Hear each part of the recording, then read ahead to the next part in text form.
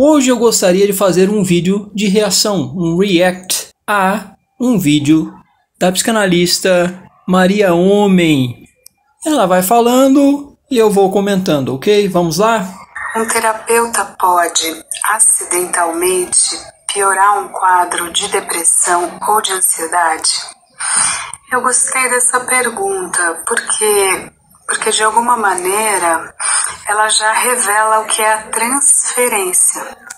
Nem vou discutir diretamente a pergunta. Eu acho que ela fala que essa pergunta já revela imediatamente ou diretamente a questão da transferência. Eu já discordo nesse início. Eu acho que não revela simplesmente isso ou somente isso. Não revela somente isso. Não revela somente a relação que existe entre o paciente e o terapeuta, entre o analista e o analisando. Não revela somente isso. Não revela somente as reedições de relações passadas que o paciente vai ter na relação com o seu analista ou seu terapeuta. Não é somente isso. A gente tem que levar em conta uma série de outros fatores, até mais simples do que esses, tá? Do que esse da transferência, que são fatores relacionados ao quê? Relacionados à própria competência do terapeuta, por exemplo. Então, não está dizendo respeito somente à transferência, está dizendo respeito também à formação do terapeuta, à formação do analista, a formação do profissional que está ali, de alguma forma, prestando um serviço. Estou colocando acima para vocês no card alguns vídeos que eu fiz sobre terapias ruins, terapias que não dão certo. Elas podem não dar certo por questões da relação entre o paciente e o terapeuta, entre o analista e o analisando. Sim, pode ser que o paciente não se entenda bem com aquela pessoa, porque aquela pessoa, do terapeuta, do profissional que está atendendo-a, possa relembrar alguma coisa ruim, possa reeditar alguns relacionamentos ruins, algumas coisas ruins e difíceis que essa pessoa já viveu.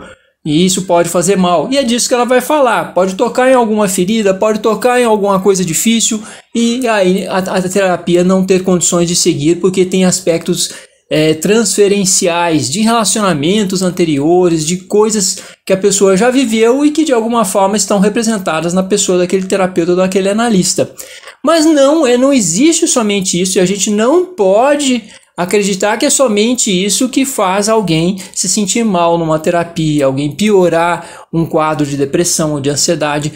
Pode existir também um terapeuta ruim. É basicamente essa a minha discordância por toda a fala dela, mas vamos deixar que ela complete, porque a fala dela é bem rápida e a gente pode até ir complementando e fazendo algumas revisões. Eu estou aqui para fazer algumas revisões, fazer alguns comentários que eu creio que sejam complementares e que de alguma forma possam apontar por uma outra direção e a gente não colocar as psicoterapias, até mesmo as psicanálises, num rol de serviços, num rol de relações com a população, em que estar se sentindo mal ou piorar alguns sintomas são somente devido ao passado da pessoa, à estrutura da pessoa, e não a um serviço prestado de uma forma pouco ética, muitas vezes de uma forma ruim, com uma formação ruim.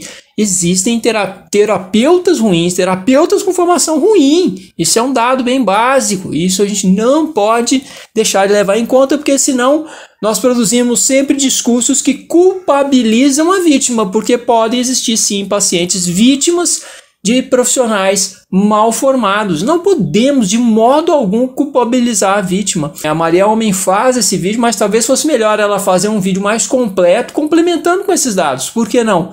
Porque é muito triste imaginar que a culpa vai ser sempre do paciente. Não faz o menor sentido isso, e eu não acho que não faz um sentido ético também. Em termos éticos, eu acho isso também complicado. Pensarmos dessa forma. Nós, como terapeutas, nós temos que nos implicarmos na relação com os nossos pacientes. E implicação de responsabilidade. Nós temos muita responsabilidade nessa relação com nossos pacientes e como os seus sintomas irão, de alguma forma, acontecer no futuro, como que isso tudo vai se dar no futuro a partir da relação conosco. Então não podemos nunca nos esquecer disso, é uma construção conjunta ali. O terapeuta, o analista, tem um controle maior naquele momento da organização da interação e das contingências, e ele tem que sim se responsabilizar por muita coisa, sim. Então, eu acho que essa é a postura mais adequada e até mais ética a ser adotada, mas vamos dar voz a ela para que ela finalize o pensamento dela, ok? Mas ela já coloca a própria pergunta sobre a causa no outro. É o terapeuta que vai me fazer sentir assim? É o terapeuta? É o sujeito suposto saber da transferência? É o objeto? É a alteridade que provoca em mim e que é causa do que eu sinto? Eu acho que nós temos que fazer algumas considerações. É uma interação. Existem dois polos. Claro que muita coisa do que o terapeuta fala pode atingir e fazer o paciente se sentir mal em virtude de sensibilidades e fragilidades do próprio paciente, claro. Mas também não nos esqueçamos que pode haver imperícia por parte do terapeuta, má formação em imperícia, e isso pode fazer mal também. Então, eu creio que não se trata de colocar o foco em um ou em outro ponto, mas de tentarmos analisar essas interações da forma mais técnica e racional possível, levando em conta, claro, as peculiaridades dessas interações e o que acontece, o que aconteceu. E é isso que vai ocorrer, por exemplo, quando existe um processo que vai para o CRP, onde um paciente se queixa que um terapeuta, um psicólogo possa ter agido com ele de uma forma negligente ou com imperícia.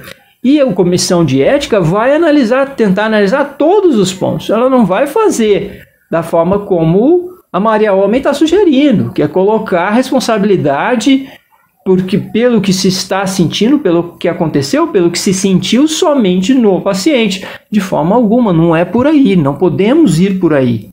Me perdoe. Quando talvez a pergunta interessante pudesse ser também: será que ao entrar em contato... Concordo com você, Maria Homem. A pergunta interessante talvez pudesse ser também. Que bom que você colocou isso. Talvez pudesse ser também. Mas é triste porque fica esse foco no teu vídeo. E esse foco, ele tira o foco da multiplicidade de fatores que pode estar envolvida na problemática colocada. Os meus conteúdos, as minhas fantasias, as ideias inconscientes, será que então isso vai tocar um afeto profundo que estava colocado naquela representação? Lembra?